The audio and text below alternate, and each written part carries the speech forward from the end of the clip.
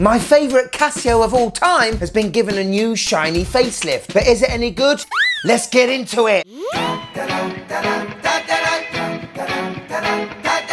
Yes, and welcome to the Mad Watch Collector Show. And it's a great show because it's all about a Casio! Not any old Casio, but the best one of all time. In my opinion, anyway. The company started properly in 1946, and the first products they ever made, apart from this thing, let's forget about that, was calculators. But in 2023, Casio are most known for making awesome budget digital watches, as well as beautifully tough G-Shocks. So to be able to own a watch that combines a calculator and a digital watch, it's a match made in heaven. The other main reason why I love this watch so much is that it starred on the wrist of Michael J. Fox in Back to the Future 2, which is my favourite film of all time. And I am of course talking about the CA53W. But recently Casio have brought out 3 new calculator watches, showing again appreciation for this reference, but giving it a bit of a shiny look. And the big questions today are, is this new reference a winner or a binner? And do I think you should own one? Are you Casio ready? Let's go. And introducing to you the CA-500WE-1AEF.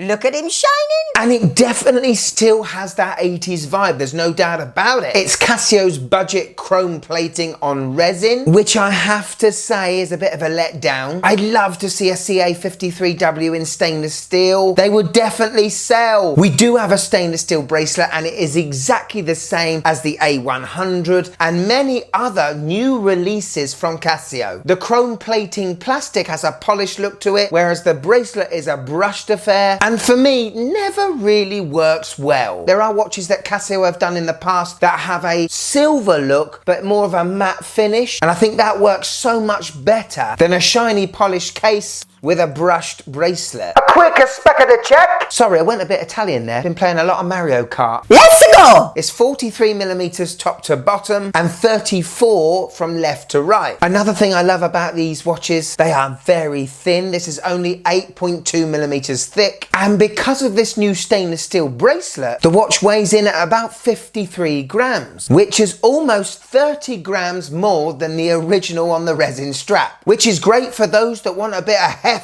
on their wrist.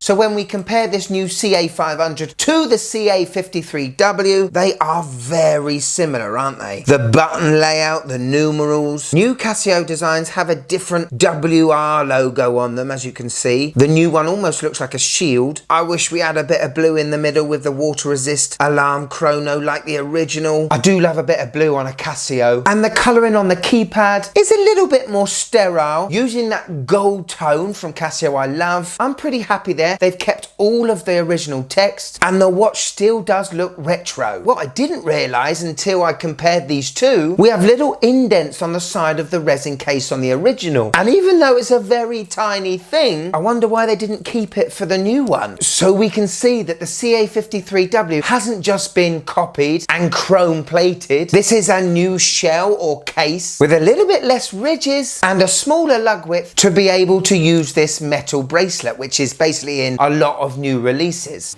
Now, even though we have a different module in this watch to the CA53W, both watches have the same functionality. We have the time, calculator, and for anyone that thinks their sausage fingers won't be able to use that keypad, my advice is to go try it, because you'd be surprised how easy it is actually to push those individual buttons. We have an alarm and a dual time, which means this is a great watch if you're traveling over time zones. And with all great Casios come the best feature of all time, the stopwatch. And because the only way to engage the stopwatch is from the keypad on the front, it just makes the experience just that little bit different than any other Casio I have. The only thing missing with the CA53W, which they could have done in this new CA500, is giving it a backlight. And it just would make so much sense, especially in 2023, to be able to now buy a calculator watch watch with a darn light on it.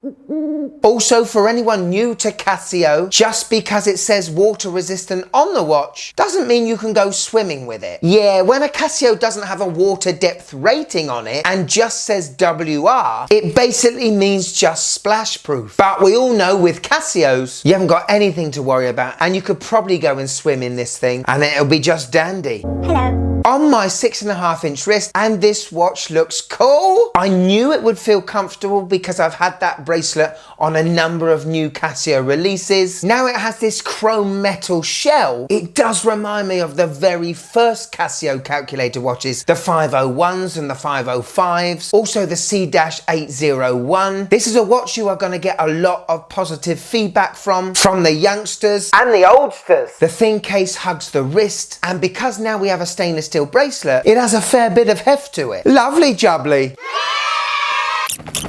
I'm glad they've kept all the text and they've got some Casio colouring on the face. But the main positive for me is that Casio are showing a lot of appreciation for the CA53W, meaning I don't think it's going to be discontinued for a long time.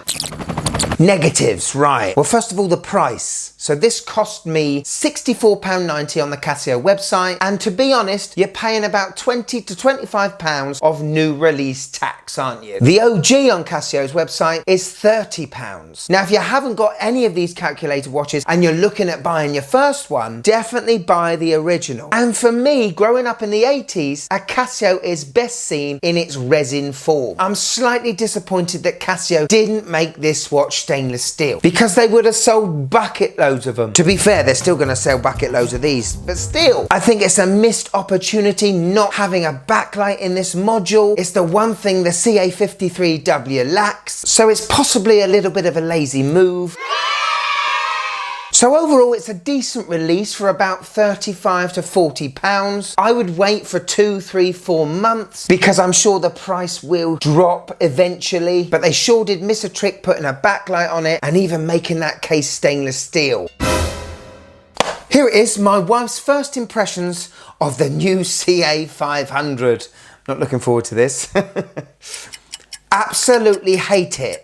Thank you so much for showing me another kid's watch that is now shiny. Get it away. Okay, if you've watched till the end of this show, well done! I've got to say a big thank you to everybody that paid a super chat in the last 2 live shows I did, because those are what paid for this new Casio. If you want to show more support to the Mad Watch Collector channel, please click here and join, yes. Also get some merchandise, yeah, down below. And one final thing, if I've got you for a few more minutes, check out this one. Yes. Oh, mama, come home to daddy. What a lovely show. Go on, click it. It's phenomenal. Click it. Click it!